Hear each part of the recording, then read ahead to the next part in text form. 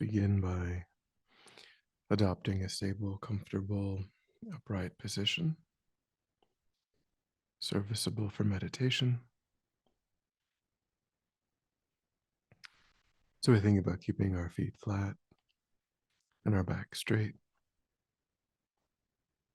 torso open, hands in the lap right over left with the palms upturned and the thumbs gently touching. Our eyes are gently closed or slightly open, making sure we let in enough light to remain alert. Try to avoid slouching or leaning. We also let go of any unnecessary tension or rigidity in the body, relaxing into a stable, comfortable, upright position.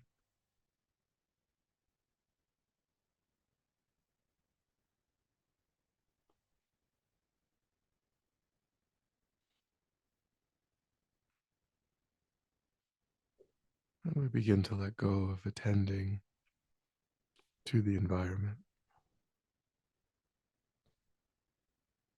allowing sights and sounds to be as they are without investigation, constraining our awareness just to the body and mind.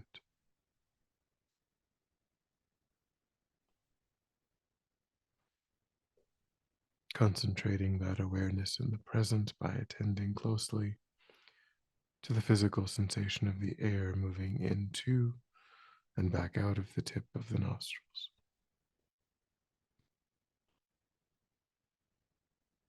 Noticing quickly when anything other than that one physical sensation is arising in the mind and without judgment or frustration, lifting our awareness up from those distractions and placing it gently but firmly again and again on the breath.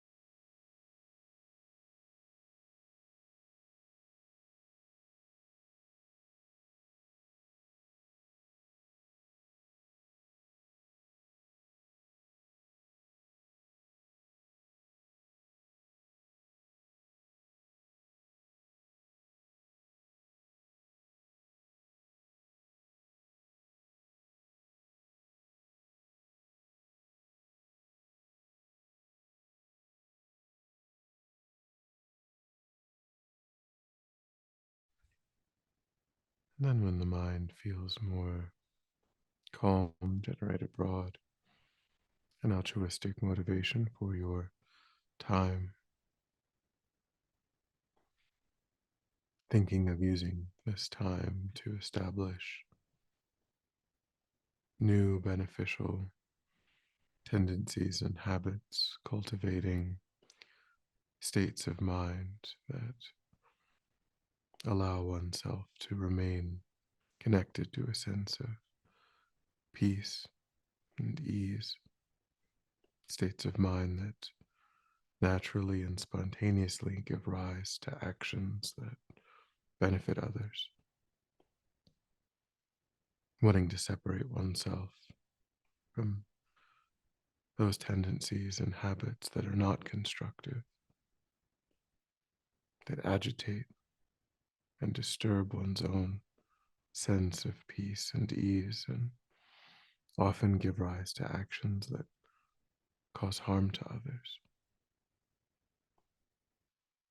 Thinking that this process of genuine inner transformation is the way in which we can be of greater and greater benefit to sentient beings.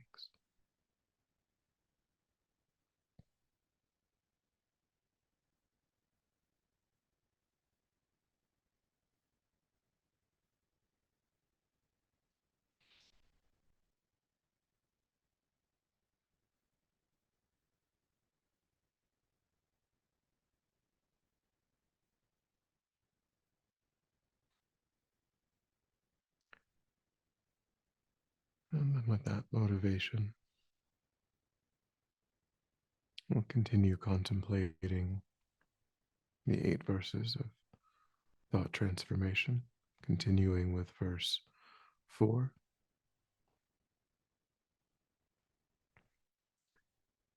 Verse 4 is: whenever I see beings of bad nature and those oppressed by intense negativity and suffering, I will practice holding such rare ones dear, as if I had found a precious treasure. Whenever I see beings of bad nature and those oppressed by intense negativity and suffering, I will practice holding such rare ones dear, as if I had found a precious treasure.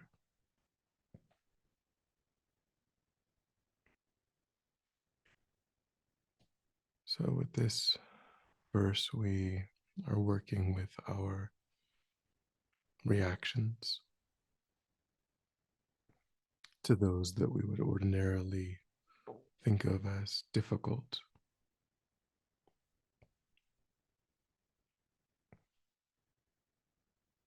Those around us who perhaps have stable ways of behaving that we find intolerable, problematic, painful.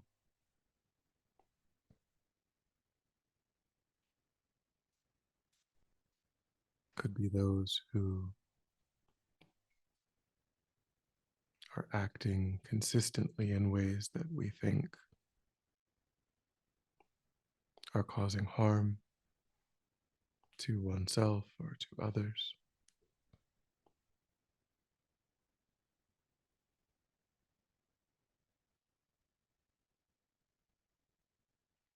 And it even separately references those who are oppressed by great suffering, those who remind us through their sickness or their poverty or other painful conditions that we too could be subject to such sufferings. And often we find confronting that also difficult. So we often turn away from those reminders, not wanting to see that kind of suffering.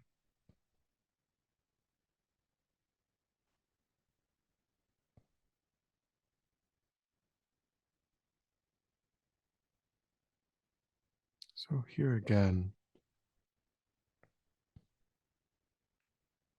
bring to mind examples of people that you've interacted with, are aware of, that fall into these categories.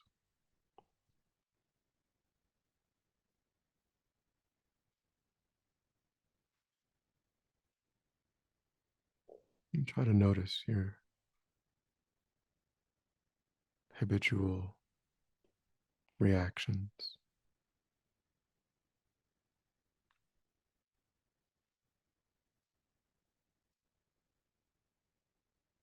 Do we often conflate the non virtuous behaviors of a person with their essential nature and reject them entirely?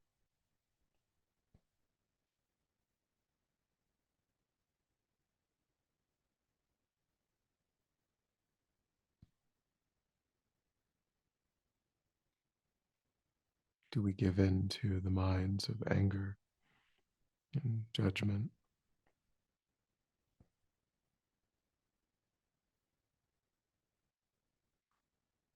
And just try to notice these patterns in the mind.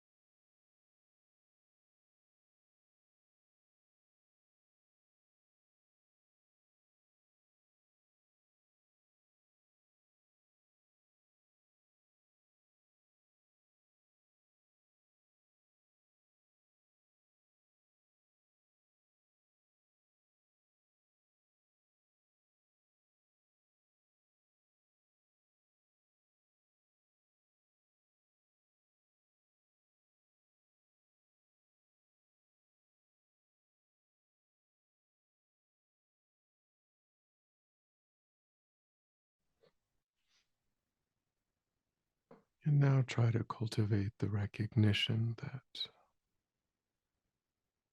if we truly wish to grow our compassion, our loving kindness, our patience, then these more challenging situations are critical.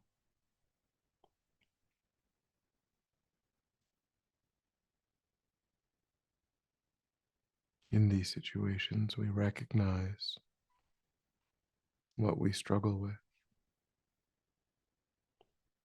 what the limits of our love and compassion and patience presently are. We demonstrate the work that's necessary,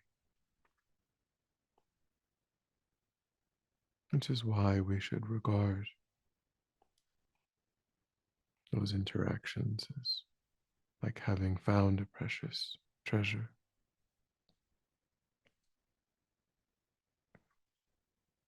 If we go our whole life without those challenges, then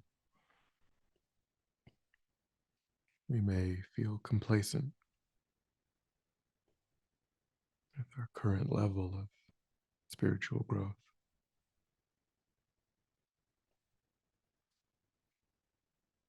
Those reminders are,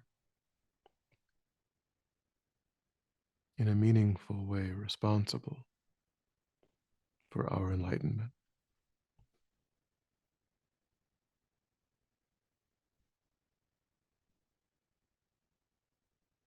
So see if you can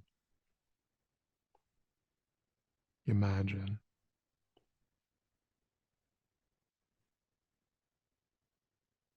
having that different perspective. Imagining your next interactions through that lens.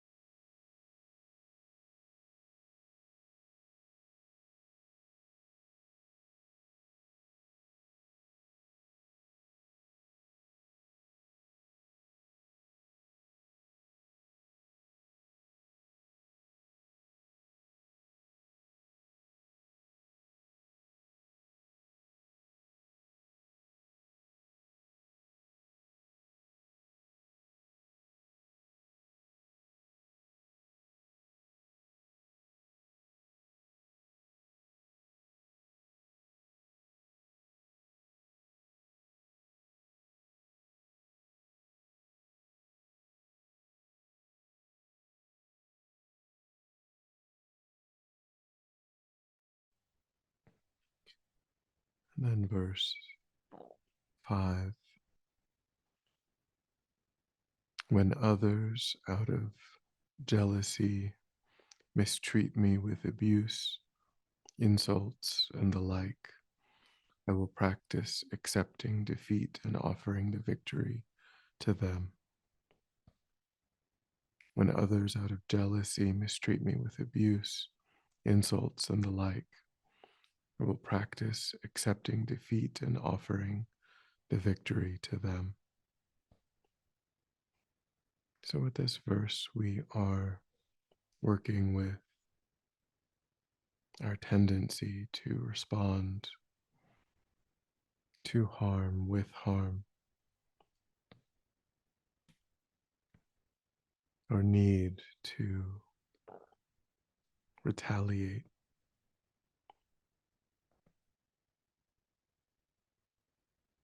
a defensive mind that arises and feels attacked, feels the need to assert their own view.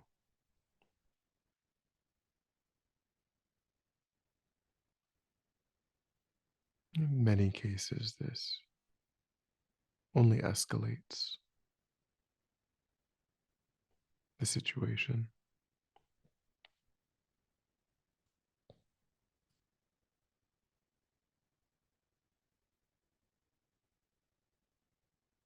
Instead, we can practice just trying to let it go, not needing to get the last word, not needing to convince someone else that we are right,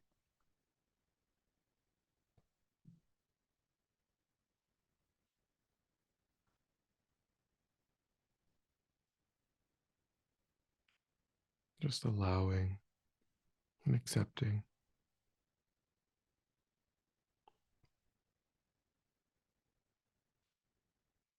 So, again, analyze any resistance in the mind based on past habits and tendencies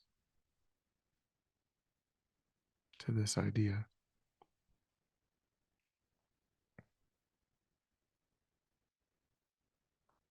How does the ego assert itself when it feels threatened?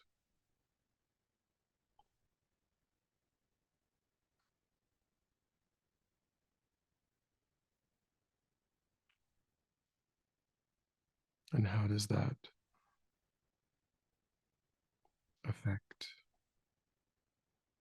that relationship, that instant, that interaction?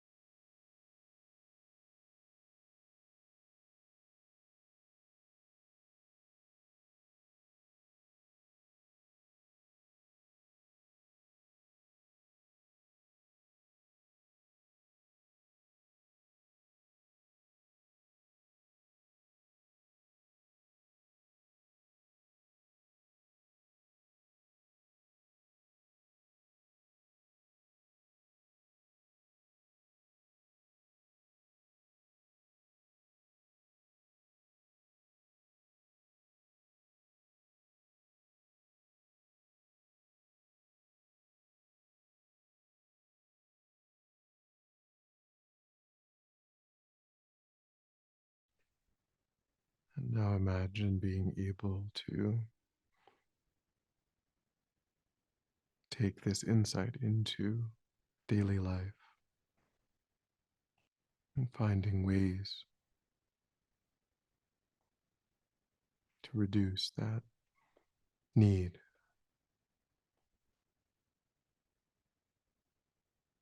to argue back, to be the one who's right,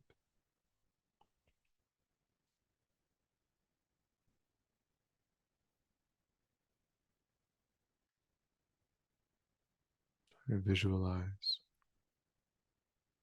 the ways in which you think you can begin to work with letting go of those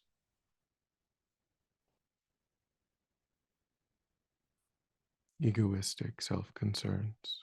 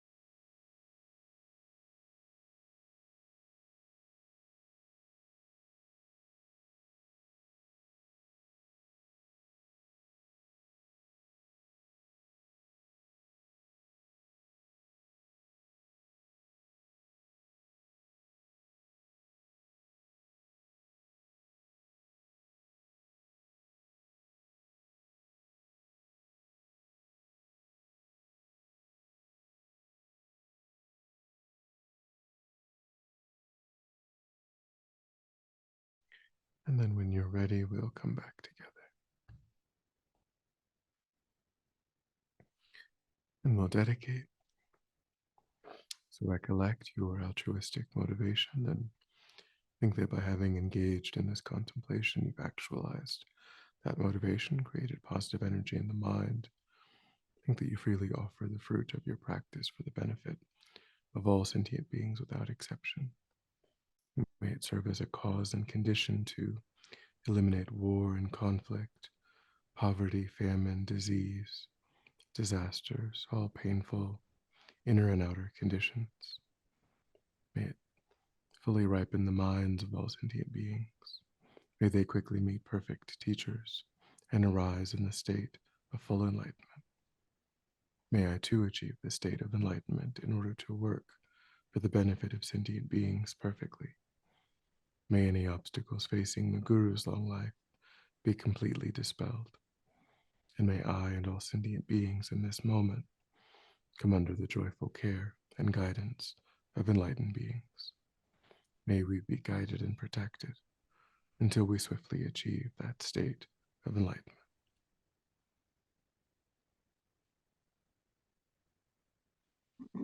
Thank you.